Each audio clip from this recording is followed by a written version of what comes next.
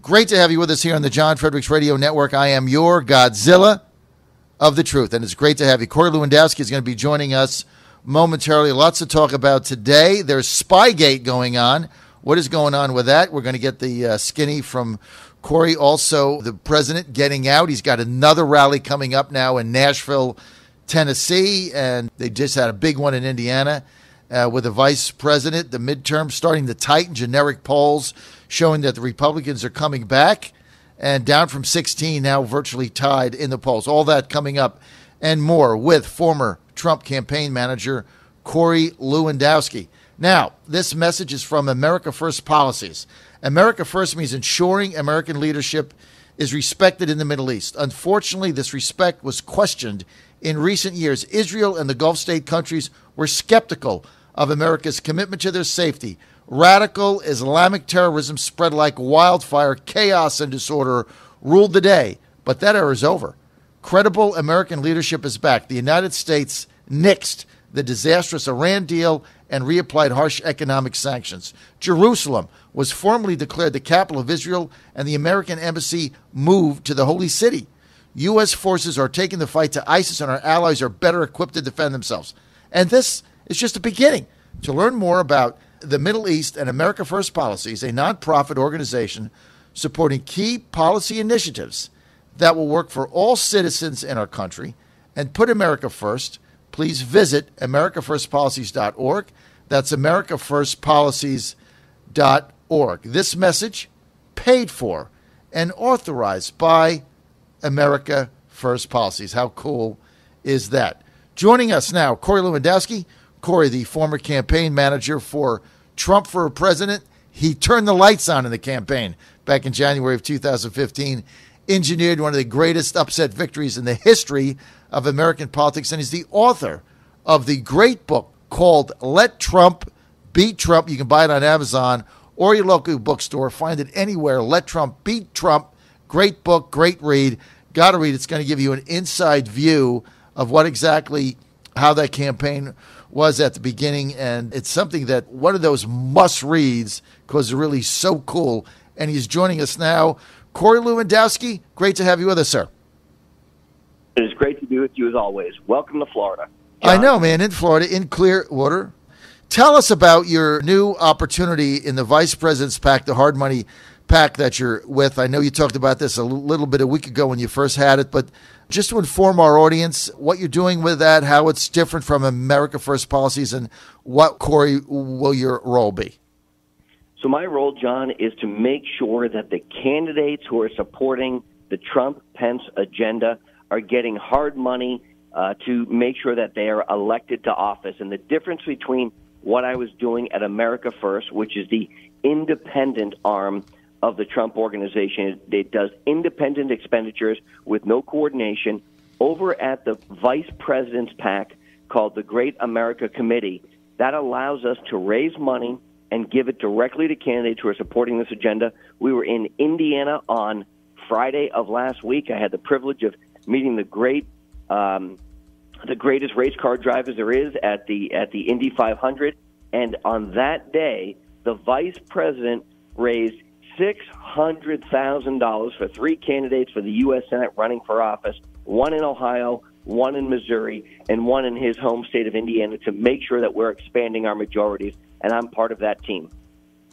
I tell you what, raising that kind of money, now that money is going to go directly to benefit Republicans that back the president's agenda running in the midterms, right? That's exactly right, John. See, the difference now is this is money that you actually can give directly to candidates. You can put it right in their bank account. You can make sure that they're spending it wisely, but it is hard money. It is legal limitations of the Federal Elections Committee, and what that does is it helps them increase their fundraising. It introduces them to new donors, but the most important thing is that it puts money right into their bank account so that they can spend it how it is necessary in their respective races.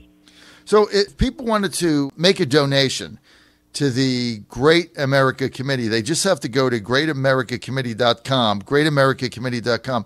And you know, right, if you make a donation there, Corey, you know that money is going to support Republican candidates running in 2018 that back the president's America First agenda. And, candidates, and we have a lot of tough districts to win to hold the House. So if people donate to that, they can be assured that that money is going to go to help preserve the president's agenda and help preserve the Republicans keeping the House, right?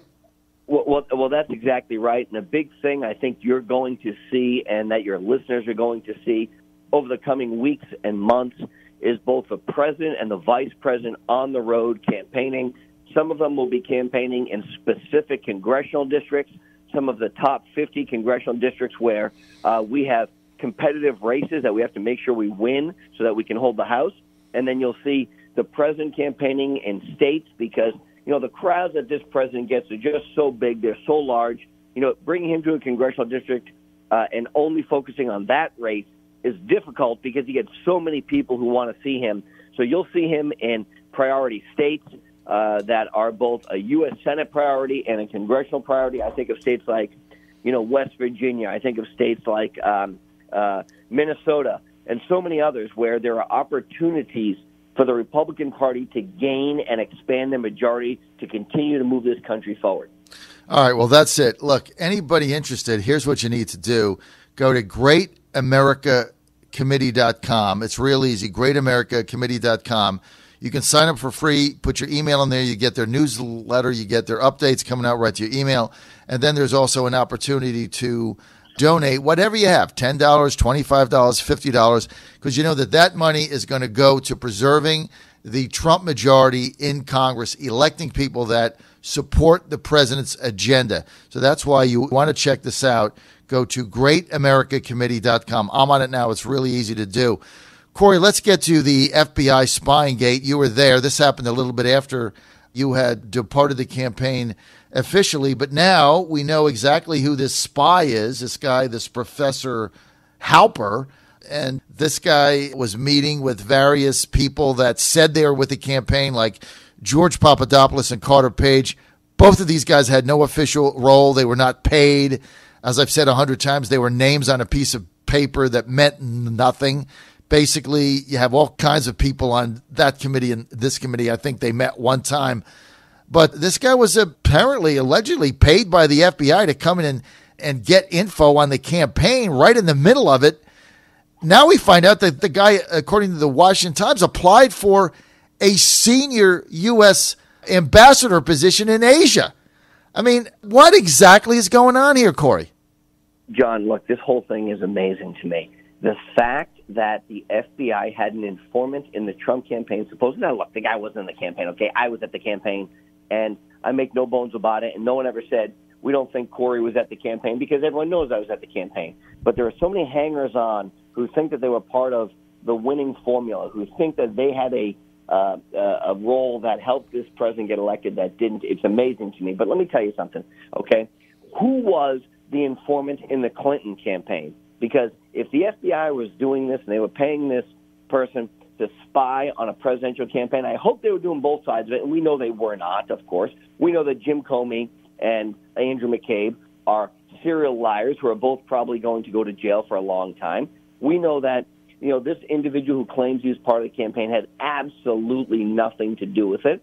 And then we know that he tried to, contact a number of other people at the campaign on 3 separate occasions, many of which were just rebuffed as, leave us alone. We don't know you. You're a nobody. We're not interested in what you're trying to sell. But this is a person who, once again, tried to go around and tell everybody that he was a significant cog in the wheel of helping Donald Trump get elected because, like so many other people, the only relevance they can find is to say that they were part of something that they weren't. So this guy, Stefan Halper, he's an academic. So the FBI, allegedly, Corey, they pay this guy to dig up, information, dirt, whatever. They pay him to engage 2 people. Look, Carter Page and George Papadopoulos, these people were never part of the Corey Lewandowski campaign. I mean, until their names popped up, nobody ever heard of them. I'd never met them. Nobody ever saw them at Trump Tower. Like they were names on a piece of paper. But as this witch hunt goes on, now the president has asked the Justice Department to look into this. Don't you find this very troubling that people in the Justice Department, Obama's Justice Department, would put like paid spies spying on a campaign in the middle of the election? I mean, doesn't that keep you up at night? John, you couldn't make this stuff up. If you were writing a Hollywood movie, the producers would say, there's no way this would ever happen. Go back to some semblance of reality, okay? That's what would happen. Carter Page and George Papadopoulos, I don't think I might have met Papadopoulos for about 15 seconds once, and I don't think I ever met Carter Page. They were not part of the campaign, is the amazing part, right? They weren't there when Donald Trump was winning 38 primaries and caucuses and beating the best field the Republican Party has ever put together. They were not there when Donald Trump beat the entire Clinton cabal and all that they had to offer. None of them was there. This academic who had nothing to do with the campaign wants to, all of a sudden become relevant. But my biggest concern, John, is that the FBI was paying a person to try and infiltrate a political campaign for the highest office in the world, and guys like Brennan and Clapper and Comey and McCabe, they all knew about it. They were at minimum complicit about it. And if they weren't complicit, then they were so naive that they didn't know what was going on in their own organizations. They should have been fired immediately. And now what we have seen, because the president has demanded it, because the president has said, I want transparency, it is the only reason the Department of Justice is going to open up the books and share the memorandum about this whole spying incident with what they call the Gang of Eight in the U.S. House and the U.S. Senate, and the chief of staff of the President of the United States has to be involved in that, because this type of shenanigans is at the highest level of the government. It is everything the deep state is about. It is people who care about themselves and not about this country. And now, for the first time, the members of Congress who have a right to see this information are going to be shared it, because the President of the United States has called in the director of the FBI and the number 2 at the Department of Justice and said, turn over the information, and if you don't, there will be severe and swift consequences, I hope. I hope that's what he told them, and we're finally seeing some action on it.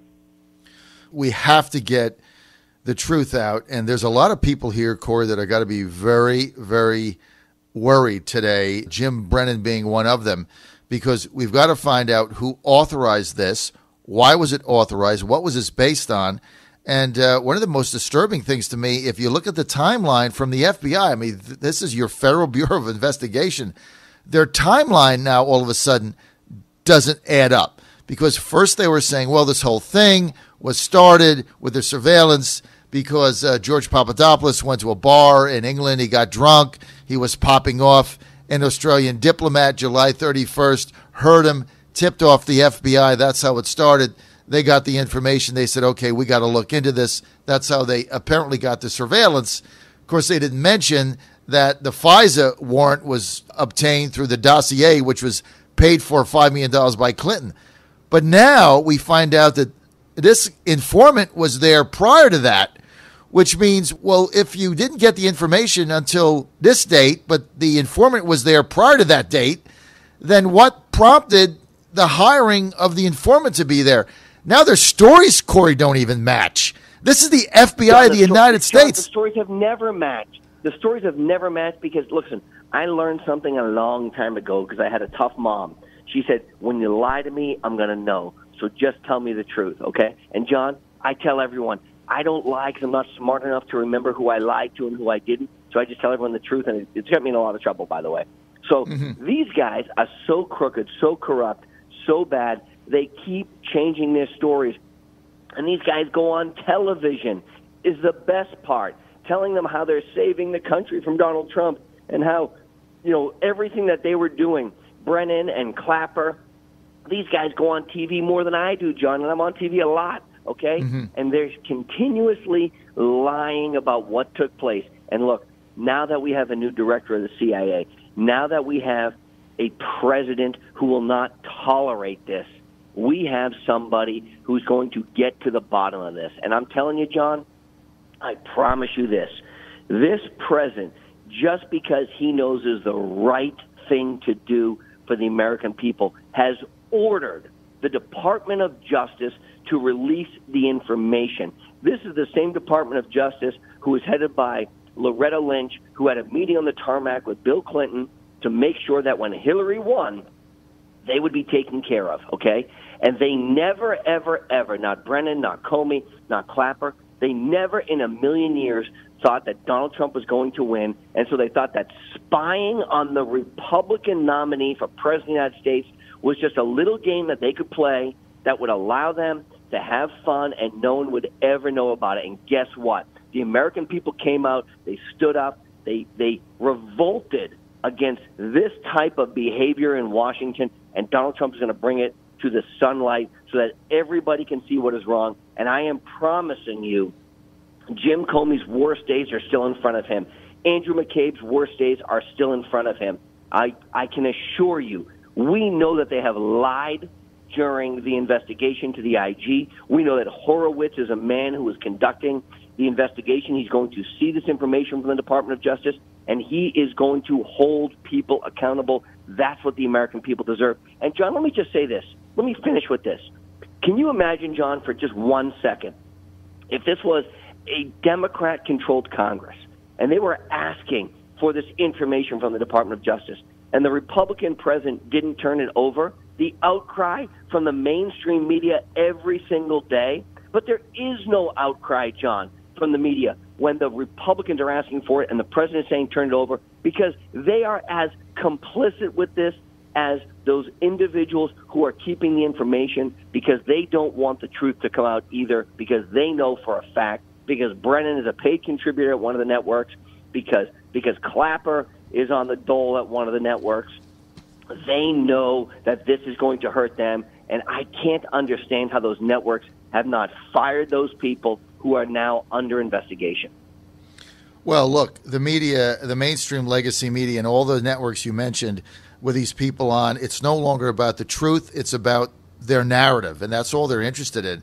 And when you look at even outing this guy, Professor Halper, you had the same media networks that have outed everybody and everything to buttress their narrative. Now we're saying, oh, you can't say who this guy is. You got Mark Warner on TV. Oh, my God, this is a travesty. Look, if it was the opposite, they would have outed this guy weeks ago. So finally he does a daily caller, had the moxie to say, hey, this is who the person is, and that's it. We're with Corey Lewandowski, former campaign manager for the Donald Trump for President campaign. He's also the author of a great book, got to buy it, Let Trump Be Trump.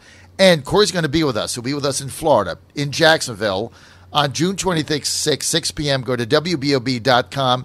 You can get tickets there. Now, here's what you're going to get for $40. You're going to get Corey. You're going to get a speech. You're going to get a chance to meet him. So far, so good, right? You're going to get a picture taken with him. You're going to get a hard copy book. Best read, you got to do it. Let Trump Be Trump. Plus, he's going to sign it. All that for $40. Great deal. Go to WBOB.com. Get your tickets there. Jacksonville in the Salem Center, June 26th. Cannot miss this. Corey, final word here. When they put Halper, when the FBI dispatched him to spy on the campaign, what do you think was their real objective? Look, their real objective, John, is I can only guess, but the real objective is to make sure that Donald Trump did not win. Okay? We know that Peter Schrock and Paige, right, his girlfriend's paramour, they had an insurance policy to try and prevent Donald Trump from winning at the FBI, who, by the way, one of them still works at the FBI, which is astonishing to me.